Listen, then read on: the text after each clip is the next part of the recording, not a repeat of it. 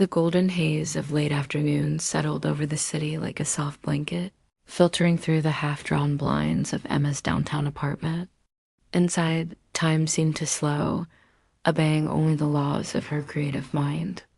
Curled up on her well-loved corduroy couch, Emma was deep in her sanctuary, pencil gliding across the page, earbuds snug in her ears, completely immersed in capturing the fluid grace of a dancer mid-leap.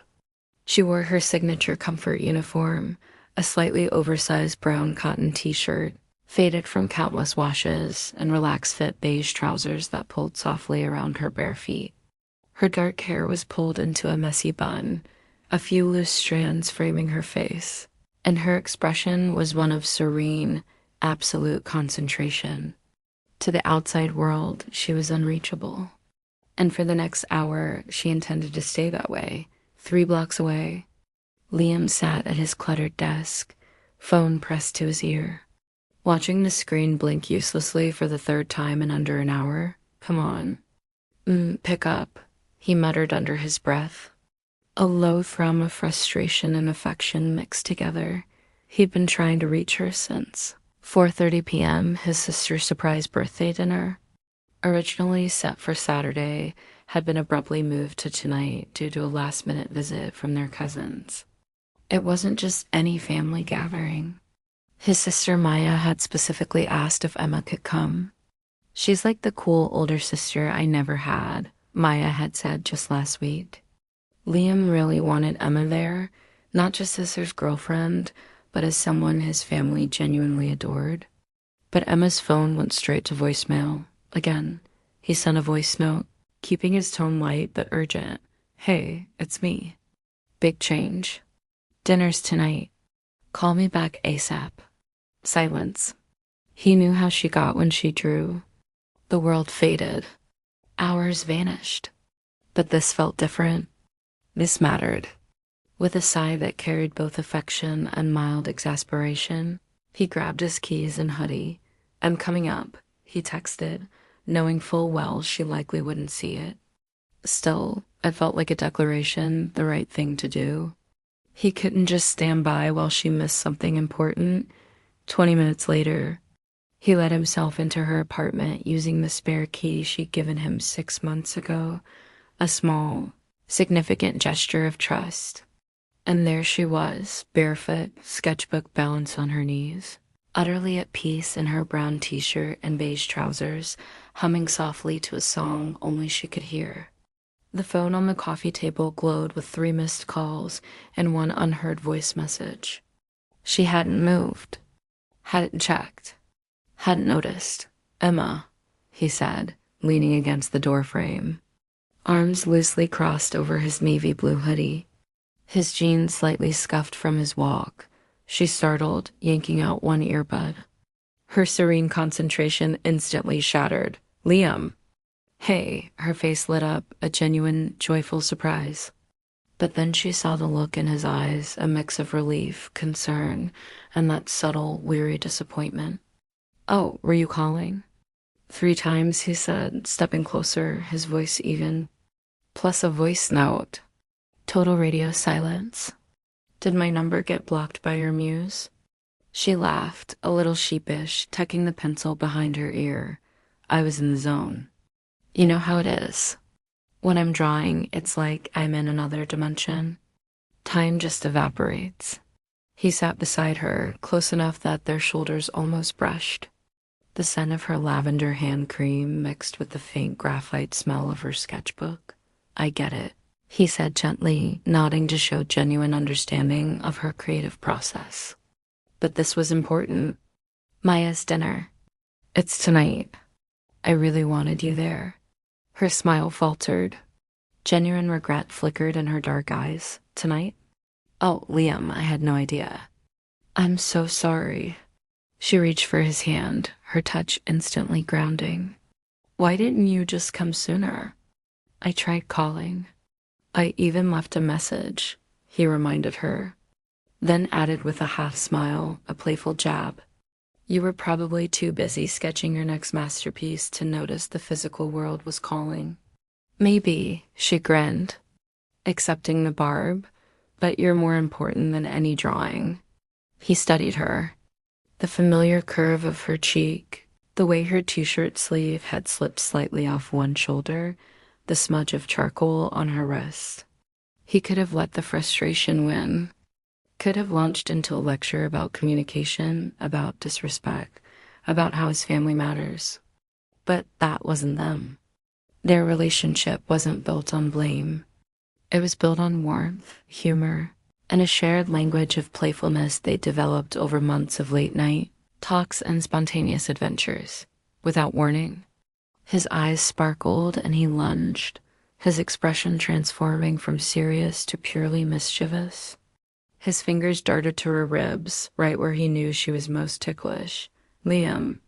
Emma shrieked, bursting into uncontrollable laughter, a joyful, high-pitched sound that immediately filled the quiet room.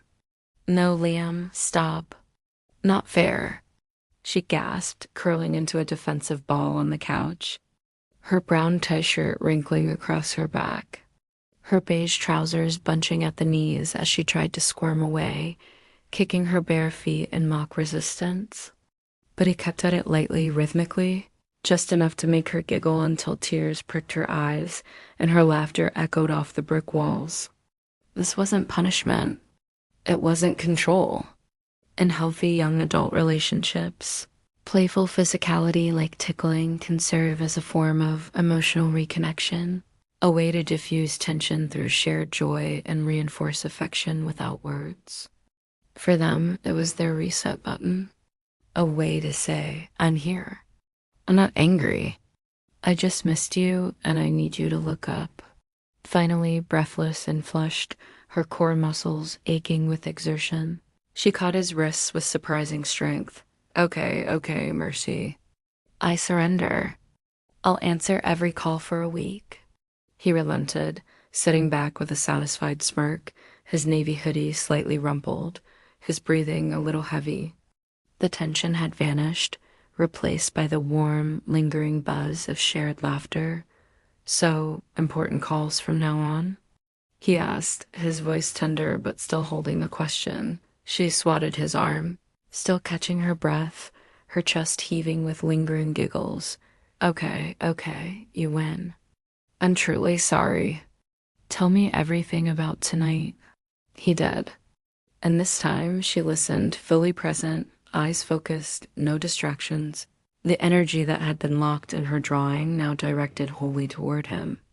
When he mentioned how much Maya loved her, Emma's expression softened to true remorse. "She's the sweetest," she said, a deep sense of commitment returning to her voice. "Of course I'll come." Then she bit her lip thoughtfully, her artistic mind already processing solutions. "You know what? I have an idea. Next time something's urgent, don't just call. Send a text that says, 'Emergency.' Drop pencil. I'll always see that, even if I'm in the zone. That's a code I can respect." Liam laughed, his relief and fondness visible. "Deal. And maybe keep your ringer on vibrate. Only if you promise not to tickle me every time I miss a call," she teased, nudging him with her elbow. Her old playfulness instantly returned. "No promises," he said, pulling her close. Resting his chin on the top of her messy bun, they ordered her favorite veggie pizza with extra garlic knots from Luna's Pizzeria, the one with the fairy lights and mismatched chairs. And as they ate on the couch, plates balanced on their laps, Emma rested her head on his shoulder. She was still in her rumpled brown t-shirt, still in her trusted beige trousers, but now she was fully here, present, connected. Later, as they scrolled through old photos of Maya's past birthdays, Emma laughing with cousins, Liam attempting and failing to blow out candles, her phone buzzed again. A notification from their group chat. "Who's bringing dessert?" Without hesitation, she glanced at it, typed a quick reply. "I'll grab that chocolate cake from Luna's. They have it." And set the phone face down on the table. The new boundary established. Liam raised an eyebrow. A silent question. No sketchbook trance this time, he noted. She smiled, a quiet, certain curve of her lips, Some things are more important. He kissed the top of her head. No grand speeches, no lingering guilt. Just two young adults navigating the messy, beautiful dance of modern love, learning to balance fierce independence with crucial attentiveness, creativity with connection. As the evening deepened and the city lights blinked on outside, Emma reached for her sketchbook again. But this time she left one earbud out just in case. And Liam, he stayed right where he was, her anchor in the storm of her imagination, her safe harbor when the world got too loud. Not with demands, but with laughter. Not with anger, but with a tickle that said, I see you. I'm here and I'm not going anywhere. Because in the end, love isn't about perfect communication. It's about showing up even when you miss a call, even when you're lost in your own world. It's about finding your way back, not through blame, but through giggles, understanding, and the quiet certainty that you're loved exactly as you are. And sometimes all it takes is a little tickle to remind you of that. What's your take on Liam's tickle intervention? Do you think playful physical gestures are a healthier way to resolve small conflicts in a relationship than a serious talk? Emma suggested the emergency drop pencil code. What's a unique communication code or boundary you've established in your own close relationships? Do you struggle to find the right balance between being in the zone, focused on a passion, and being fully present for your loved ones? How do you manage that transition?